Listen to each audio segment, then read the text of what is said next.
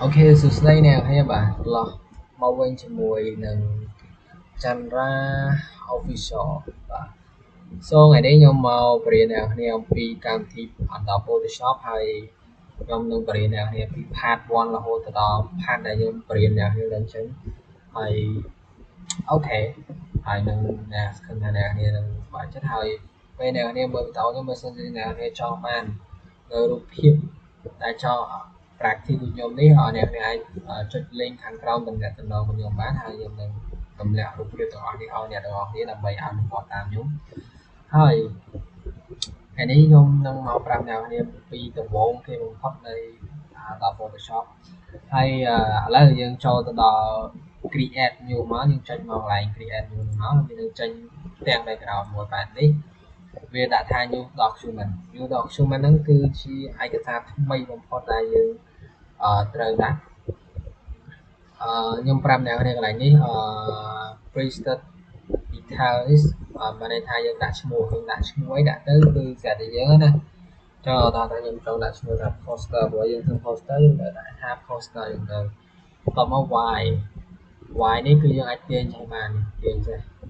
យើងចុចម៉ៅឆ្វេងមកគឺយើងចុចleft click អូខេ left click មកគឺយើងទាញវាចឹងមកចឹងខ្ញុំសុំខ្ជិលនិយាយឆ្វេងស្ដាំខ្ញុំជឿប្រាក់អ្នកគេឲ្យស្គាល់នៅភាពបច្ចេកទេសរបស់computer ខ្លះចឹងកន្លែងនេះគឺ high នេះគឺកម្ពស់width នេះគឺដេកបើយើងនិយាយពីតំណែងហ្នឹងគឺ width ហ្នឹងបានន័យថាស្មើជាមួយនឹងអក្សរ x គឺវាជួរដេកពេល high នេះវាស្មើនឹងអក្សរ y គឺជួឈរអូខេសម្រាប់ resolution នេះsorry ជាមួយຂະຫນាតមួយទៀតຂະຫນាតអានេះគឺជាຂະຫນាតណាយើងមានຂະຫນាតប៉ុណ្ណេះសម្រាប់Photoshop វាមាន pixel inch centimeter and millimeter ហើយវាមាន point មាន pixel ចឹងទៅហើយអាកន្លែងនេះគឺជា resolution របស់វានេះ resolution ហ្នឹងបានន័យថាគឺជាកន្លែងដែលធ្វើឲ្យវាច្បាស់អញ្ចឹងយើងចង់ច្បាស់ប្រមាណគឺយើងដាក់ប៉ុណ្្នឹងទៅអញ្ចឹង resolution ដែលវាធំបំផុតគឺត្រឹមតែ300ទេគឺកុំព្យូទ័រគឺចង់ទាញឲ្យមួយអញ្ចឹងបើសិនអ្នកចង់បានច្បាស់ខ្លាំងយក300ទៅតែខ្ញុំធ្វើវីដេអូអ្នកគ្នាមើលនេះយើងយកតែ120ទេកុំឲ្យកុំព្យូទ័រវាកាំងអញ្ចឹង color នេះគឺយើងយក RGB មកគឺ color ដែលគេពេញនិយមប្រើគឺមានតែ CMYK និង RGB ទេអ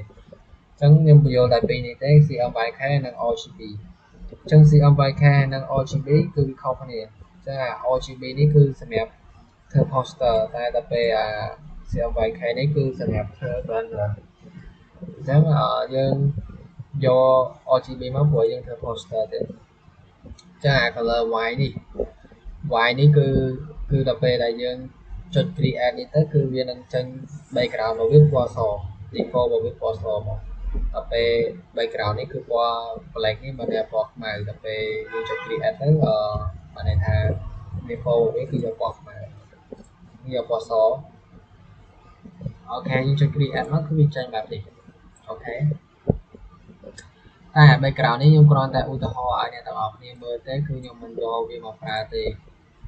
ដោយសារតែរូបរបស់ខ្ញុំមាន background ស្រាប់ហើយឬក៏យើងយកហ្នឹងក៏បានដែរអត់បញ្ហាទេអូខេខ្ញុំយកហ្នឹងក៏បានដែរអញ្ចឹងកន្លែងនេះគឺវាជាប់សោយើងអាចដោះសោវាបានយើងចូលចាក់សោវិញយើងចុចនេះមកយើងចុចរូបសោហ្នឹងមកគឺថា log all ហ្នឹងមកចុចសោចុច select លើ layer ហ្នឹងហើយកន្លែងនេះគឺគេហៅថា layer អញ្ចឹង layer កន្លែងនេះអញ្ចឹងខ្ញុំ share បង្ហាញនៅទ្រឹស្ដីច្រើនខ្ញុំអនុវត្តយកតែម្ដងទៅទីមួយយើងចូលទៅរកយើង import ចូលរូបភាពចូលនៅក្នុង Photoshop យើងមាន2ណាគឺយើងអាច import ចូលតាម file នេះក៏បានវាយើងចុចថា open ហ្នឹងវាស្មើជាមួយនឹង control O យើងចុច control O ក៏វាស្មើជាមួយនឹង open ហ្នឹងដែរយើងចុច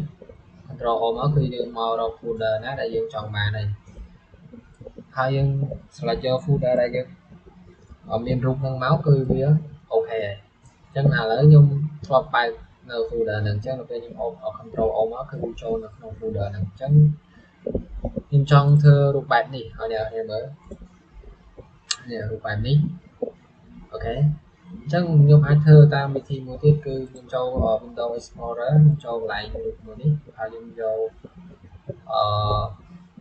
នេះយករូបស្រីនេះខ្ញុំអត់យករូបស្រីនេះទេដោយសារតែនេះពេកវាអត់សូវច្បាស់ពេលរូបនេះវាច្បាស់ចឹងមើលទៅយើងគួរសមអូខេឥឡូវខ្ញុំយករូបនេះយើងអាចចុច left click ឲ្យជាប់មកហើយយើងចុចទាញវាចឹងមកយកមកតម្លាក់នៅក្នុងកម្មវិធី Photoshop តមកវានឹងចេញបែបនេះហើយយើងតម្លាក់នៅកន្លែងនេះតមកវានឹងចូលកន្លែងនេះគ្នាអញ្ចឹងពីវិធីហ្នឹងអ្នកនរចង់ធ្វើមួយណាក៏បានដែរមានបញ្ហាទេអញ្ចឹងខ្ញុំយក background មកមួយទៀតនេះ background មកវាយកមកតម្លាក់នៅកន្លែងនេះហើយយកមកធ្វើបែបនេះគឺខ្ញុំចូលចិត្តប្រើ style ហ្នឹងជាងវាថាលឿនជាងអញ្ចឹង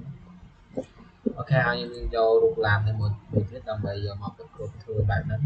អូខេយើងមកទុកចឹងអញ្ចឹងខ្ញុំចង់បានរូបនេះយកទៅទុកនៅកន្លែង background ពណ៌សរបស់យើងដែលយើងបង្កើតមកដាក់ឈ្មោះថា poster ហ្នឹងបន្តមកយើងទុកបែបហ្នឹង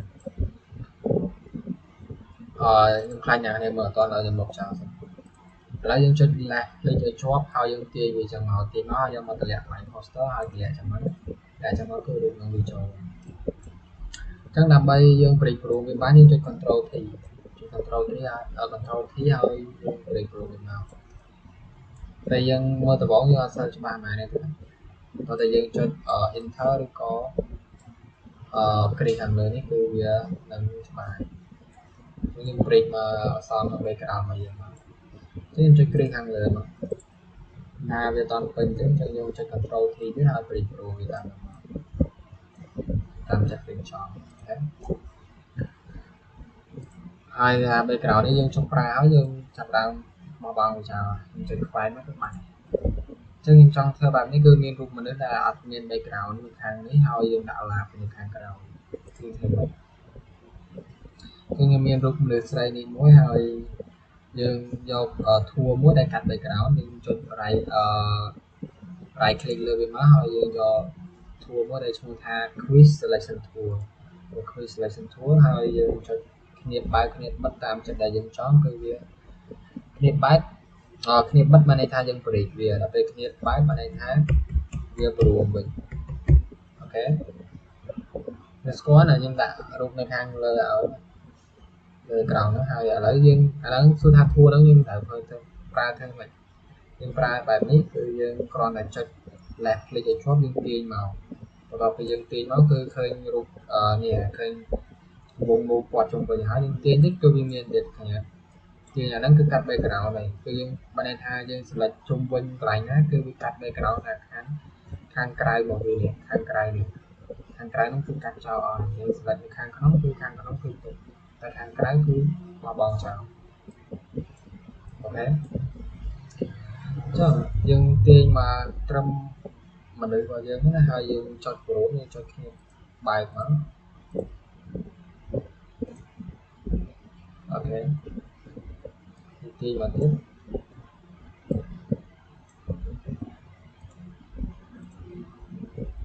អូខេអញ្ចឹងបើសិនជាលើបែបហ្នឹងយើងត្រូវធ្វើម៉េចនេះយើងឃើញខាងលើដាក់សញ្ញាដកអត់អញ្ចឹងយកសញ្ញាដកហ្នឹងមកគឺយើងដាច់វាទៅអូខេ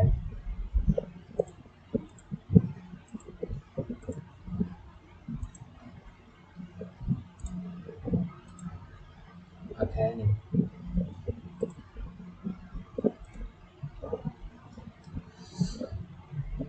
អញ្ចឹងកន្លែងដាច់នេះយើងកន្លែងនេះយើងអាចប្រូវាបានគឺយើងយកសញ្ញាដកយកមកកាត់តិចអញ្ចឹងមកណាមើលមកសមខ្លួនឯង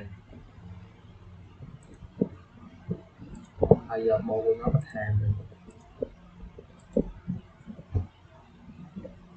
អញ្ចឹងយើងបន្ថែមទៀត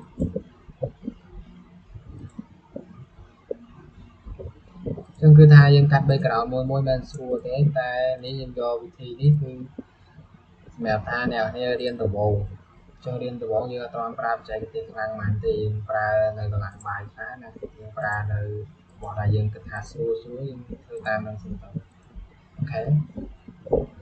ខាងលើគ្នាអ្នកនេះអនុវត្តហើយអ្នកអនុវត្តច្រើនគឺចេះច្រើនតោះមកយើងយក select subject នេះតែ select subject មកគឺវាយកទាំងសពយកទាំងអី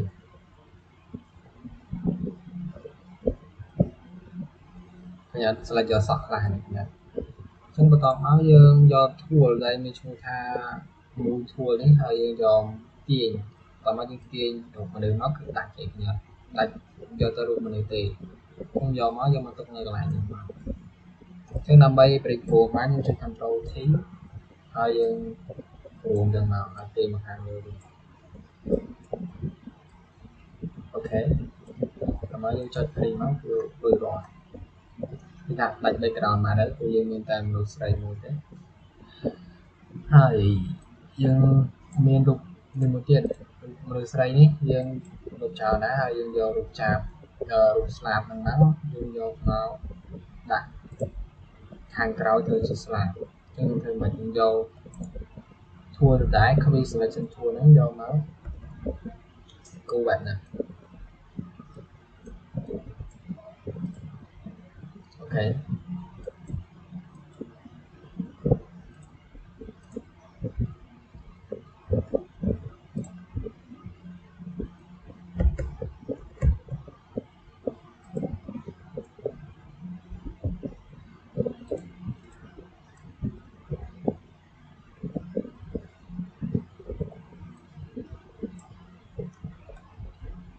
ចឹងគឺថាយើងកាត់ប៉ុណ្ណឹងគឺយើងគិតថាគួរសមហើយចឹងយើងចាប់ផ្ដើមទៅធ្វើដូចតើយើងយកធួលមួយធួលរបស់យើងគឺយកមកមួយធួលហ្នឹងគឺយើងចុចអក្សរ V ក៏បានដែរយើងយកមកពីបែបហ្នឹងយកមកតម្លាក់នៅខាងមុខចឹងអាកន្លែង layer នេះយើងឃើញថាឡាបរបស់យើងនៅខាងមុខមនុស្សវិញចឹងដើម្បីឲ្យឡាបនៅខាងក្រោយមនុស្សវិញយើងយក layer របស់យើងទាញមកខាងក្រោមមកគឺតម្លាក់នៅខាងក្រោមនេះគេហៅថា layer យើង layer និយាយឈ្មោះថា layer ហ្នឹងយើងអាចដូរឈ្មោះបានឧទាហរណ៍ថាដូរឈ្មោះថាgirl ចឹងទៅអូខេឃើញដូរបានអានេះយើងអាចដូរឈ្មោះបានតាមចិត្តរបស់យើងឧទាហរណ៍ថាខ្ញុំចង់ដាក់ឈ្មោះbirthday ចឹងណា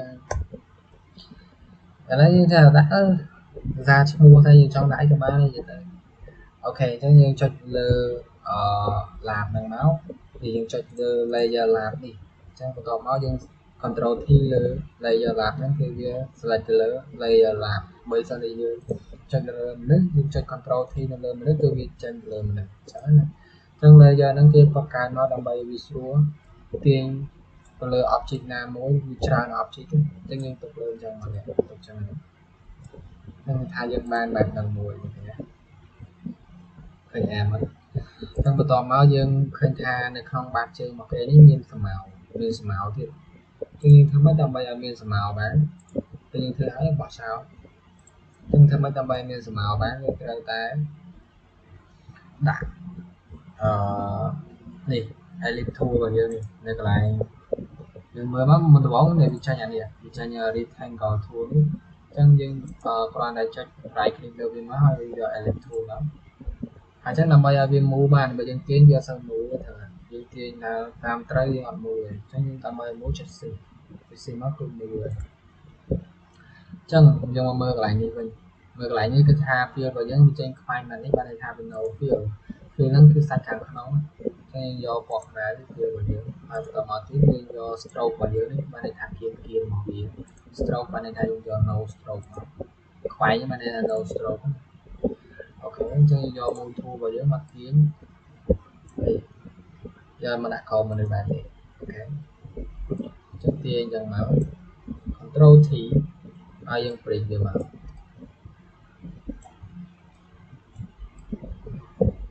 អូខេចុចគ្រីសអញ្ចឹងគេថាបកខ្មៅរបស់យើងវាល្អហើយយើងនេះដើម្បីធ្វើស្មៅចឹងបានយើងត្រូវធ្វើមិននេះស្មៅចេះអញ្ចឹងដើម្បីធ្វើស្មៅនៅបានយើងបានតែពណ៌ខ្មៅចឹងទេតើអញ្ចឹងយើងត្រូវ rasterize វាចោលយើងឃើញអាមុំមូនេះដូចស្បុកពីពីនេះយើងឃើញអញ្ចឹងគឺថាវាយើងអាចដាក់បានទេតើយើង rasterize វាចោលសិនយើង rasterize layer សិនបន្តមក layer របស់យើងនឹងបាត់អាមុំមូហ្នឹងអញ្ចឹងបន្ទាប់មកយើងចុចនៅលើ filter ចុចនៅលើ blur ហ្នឹងមានន័យថាវាធ្វើឲ្យវាស្មៅហ្នឹងហើយអញ្ចឹងចុច Gaussian blur មក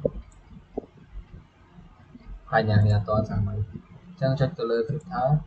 blur បន្តមកយកវាថា Gaussian blur ចាំមកវានឹង blur blur nha blur blur ហ្នឹងមានន័យថាវាធ្វើឲ្យសម្រាប់វាបែកចឹងមើលទៅឃើញអញ្ចឹងយើងទាញកាន់តែធំវាកាន់តែ blur ទៅខ្លាំងណាឥឡូវយក blur ប៉ុណ្ណេះចុះអញ្ចឹងដើម្បី copy layer មួយទៀតមួយនេះបានអូខេអញ្ចឹងបើសិនជា blur នេះវាអត់យើងគិតថាវាអត់ច្បាស់ទេវាច្បាស់ពេកឬក៏វាខ្មៅពេកយើងអាចនេះមកមើល opacity នេះ opacity នេះយើងអាចតម្លាក់វាបានតម្លាក់មកគឺវាឡើងច្បាស់ហើយ opacity នេះមានន័យថាកម្រិតភាពច្បាស់របស់វាយើងចង់ឲ្យច្បាស់ប៉ុណ្ណាគឺច្បាស់ប៉ុណ្ណាអូខេអញ្ចឹងបន្តមកយើងចង់ឲ្យបាន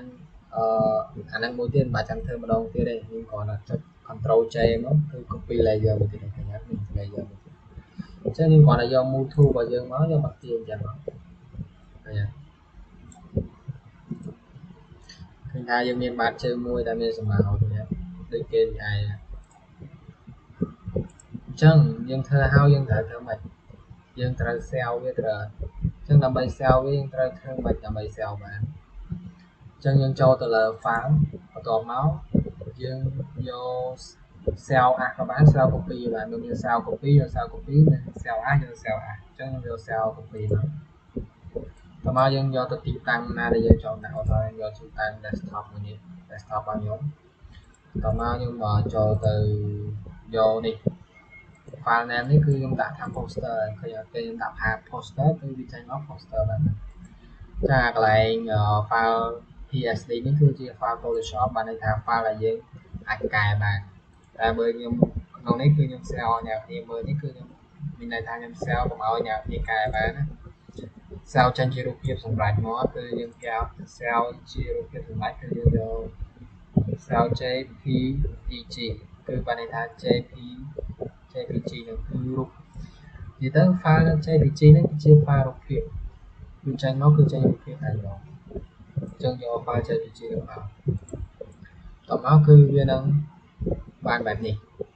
នេះ cell as type នេះយើងយក file JPG មើលឡើងហ្នឹងមែនតើណាបើសិនជាអត់បាន JPG ទេគឺអត់ចេញទេក៏ចេញជារូបភាពទេអញ្ចឹងយក cell មកតមកកន្លែងនេះ JPG option នេះគឺយើងត្រូវមើលquality របស់វា quality វាច្បាស់បំផុតត្រឹម12អញ្ចឹងបើយើងទាញមកដល់ខាងក្រោមវាមាន high នេះទាញឡើងនេះ small file នេះ live file យកមកទាញមក small file គឺ0គឺ low តែម្ដងមើលឡើងឃើញច្បាស់ឡើងបើសិនយើងយក12បានន័យថាច្បាស់វាច្បាស់មើលព្រីទៅវាច្បាស់អូខេអញ្ចឹងខ្ញុំយក12ឲ្យច្បាស់ឲ្យអ្នកគ្នាមើលអញ្ចឹងយកអូខេមកអញ្ចឹង cell ហ្នឹងគឺ file ហ្នឹងគឺ cell បានហើយអញ្ចឹងខ្ញុំចេញពីកម្មវិធីហ្នឹងទៅតមកនេះយើងនឹងឃើញ desktop របស់យើងនេះ poster នេះឃើញអត់ពីថាយើងព្រីកមកឃើញយើងច្បាស់នេះ12គឺច្បាស់មែនតើតែគាត់ថា VC មេធំដែរ poster មួយវា C ធំហ្នឹងមើលនេះ C 943 កបៃតែ C ធំដែរអញ្ចឹងបើសិនជាអ្នកគ្នាយក quality កាន់តែតូចគឺបានន័យថាវាកាន់តែគុណភាពក៏ប៉តាមហ្នឹងតែមេក៏ស៊ីតូចដែរអញ្ចឹងណាអូខេវីដេអូខ្ញុំមានប៉ុណ្្នឹងទេអរគុណច្រើនសម្រាប់ការទស្សនាវីដេអូនេះពីដើមមកដល់ចប់អូខេបាយបាយ